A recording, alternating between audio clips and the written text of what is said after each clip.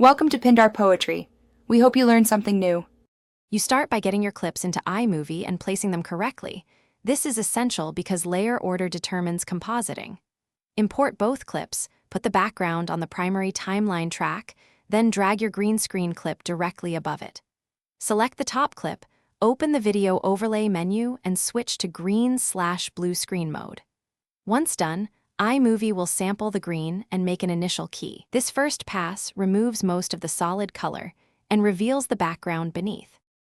Now refine the key so the composite looks natural. Small tweaks make a big difference. Use the cleanup and softness sliders to reduce green spill and soften harsh edges. Increase softness for motion blur or decrease for sharp subjects. Make sure to crop or transform the foreground to match the background scale and perspective, because mismatched sizing breaks the illusion. Once satisfied, scrub playback and trim, or speed adjust the clip to sync action with the background motion for a coherent scene. Finish by color matching and testing the composite so everything reads as one shot. Add color correction to the foreground to match exposure, contrast, and white balance. This hides residual edges and blends tones.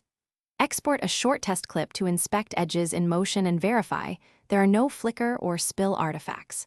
If problems persist, reshoot with more even lighting, move the subject away from the screen, or use a cleaner green surface. These capture-side fixes resolve almost every stubborn keying issue.